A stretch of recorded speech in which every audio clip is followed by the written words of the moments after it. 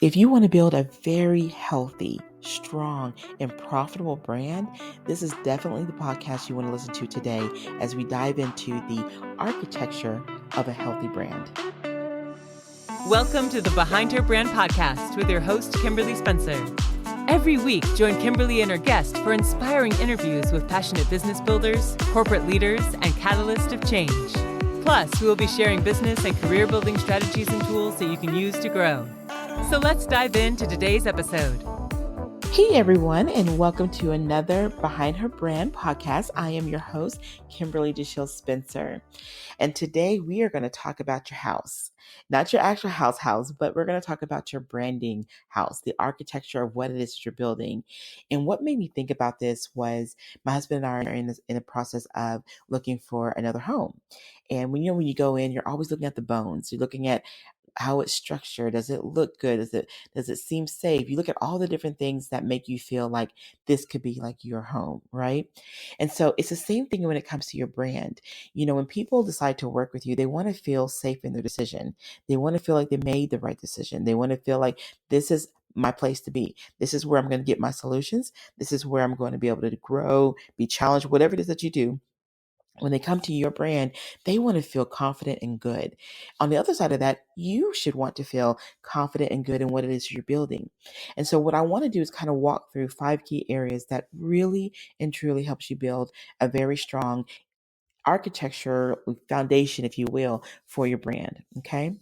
Now, the first thing is your brand vision. And I know vision's always talked about and should be when it comes to business. So what I want to challenge you to do when you're thinking about your brand vision is to ask yourself, really, what is it that you want to build? Like oftentimes I hear people say, I want to have a great launch. I want to have a successful product. I want my products nationwide. I want all these different things. And those are really great goals, but those are components of a bigger vision. Like, are you trying to build the kind of business brand that you can leave to your families? Are you trying to build legacy? Are you trying to build the kind of brand that will be able to allow you to open up a nonprofit down the road that helps support what you're doing? I'm like, really think about the big picture of what it is that you really want to build.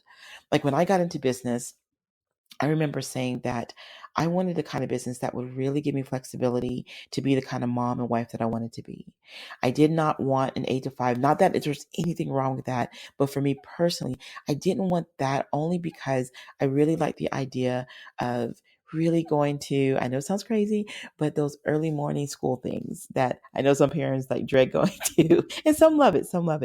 But I wanted to be present. I wanted to be able to travel. I wanted to be able to really be in my creativity. So there's a lot of things that I wanted to do. So for me, time freedom was very important. Okay. I wanted to be able to have the freedom to create multiple businesses if that's what I so choose.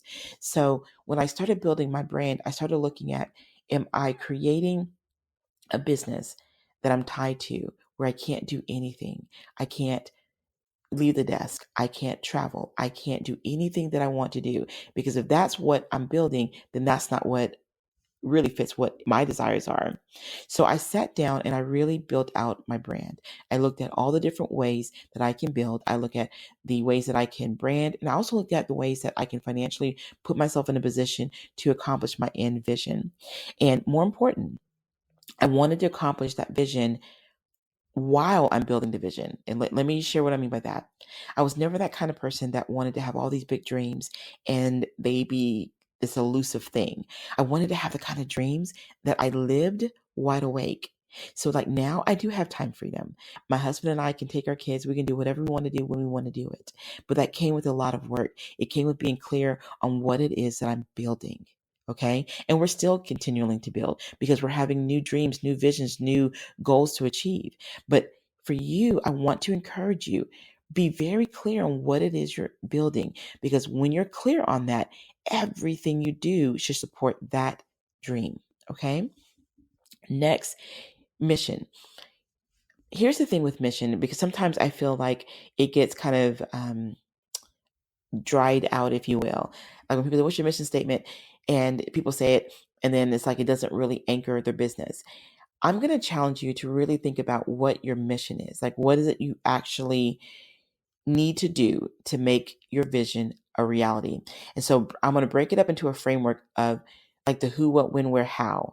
And so, part of that is the how. Okay. And part of that is the what. So answer those two questions when it comes to what is it that you are going to do? And then also part of your mission, put in there how you plan to do that, which I know is not often taught. Because here's the thing, when you're on a mission, I liken it, and maybe because my parents are both military, like you're on a real mission. You're on a mission to build something. You're on a mission to accomplish something. So how are you going to do that? And what exactly are you going to be doing? When you answer those questions, it anchors your vision a lot more securely. Okay. Next, think about your audience. Now, here is something I'm going to share that I know is going to sound so opposite of what you hear. So often we're taught to create an avatar, right? Your ideal client. And depending on the different businesses, that fits perfectly. But that does not fit every single business. Like for me, that never ever worked for me. When I was taught that, and I went to a couple of workshops, and I was always hearing that, I really took a minute, went back to my hotel room one day, and I looked at what it is that I am building. And I looked at the clients that I'm attracting, and none of them fit one avatar. None of them fit this perfect profile. None of them fit into an exact demographic. I had some that were in their 20s and 30s. I had several that were in their between 50s and 70s, actually. I even had one lady who was approaching 80. She was 77 and starting a new business and vibrant as ever. Everybody was different in income bracket. But here's the thing. What was similar was our values. What was similar was our views on certain things. So I realized the values that my brand stood for and that I put into all of my marketing, I put into all the different entry points into how people can learn about me. My values is what spoke to my audience and what drew them into me. It wasn't so much about their age, their income, their this, their that. So for me, that didn't fit. I'm sharing that with you because if an avatar format fits for you, what you do, then do that. If it does not, look at your value system and how that's being infused into your branding. For example, I am all about, obviously, my walk with God. People know that about me. I am definitely about my family. I love my family. I am definitely about building very intentional relationships.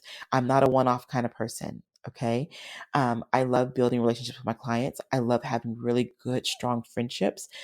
So those things are very valuable to me. So when you look at anything I put out there, you're going to see those different things. You're going to see me loving on my family. You're going to see me posting about things that really matter to me in terms of quotes and thoughts that I may have. You'll definitely see me loving on my clients, like, just having a great time. So when you see those things, it's because it's me. So your target audience can, like I said, be the avatar, or it could be you're going to focus on the value system. And here's the thing, can you do both? Sure, you can.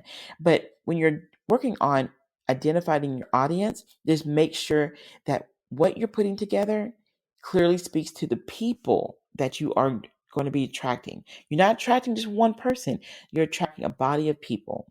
Okay. So, another caveat to that is make sure. Actually, you know what? Let me pause. Let me pause. I'm gonna say the last part on the fifth one here. Okay. So the next thing is your positioning.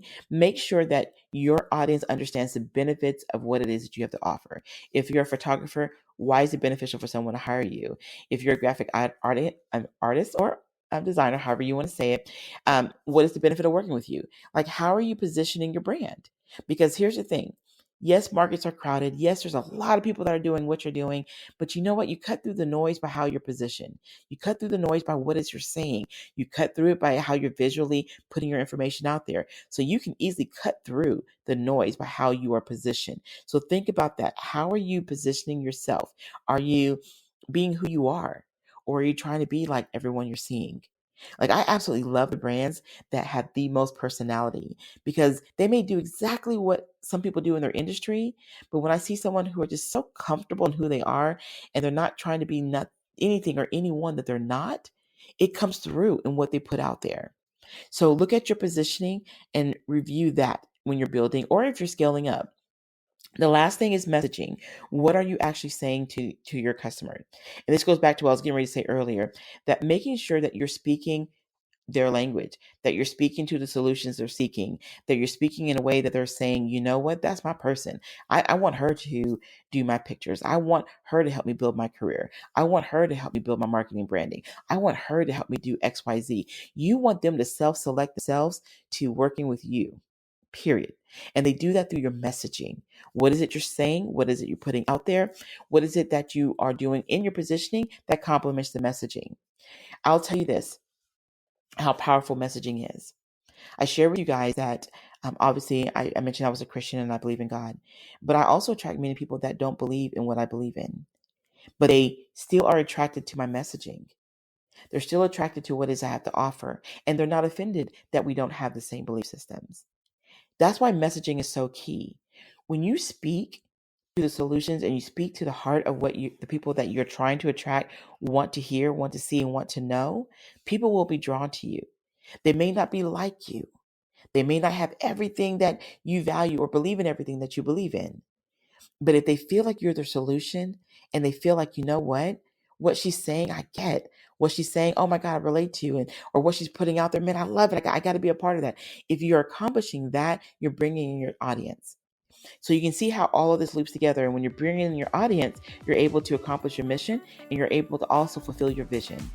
So you can see how all these components work together. Your brand vision, your mission, your target audience, your positioning, and your messaging. Put all those together and you're going to build a very healthy brand. Okay? So I hope this was helpful to you. You can visit us at www.behindherbrand.net, where you can learn a lot more about the things that we offer, the things that we do, and you can learn more about our amazing, amazing magazine that we're so proud of. You guys have a great day and thank you for listening in.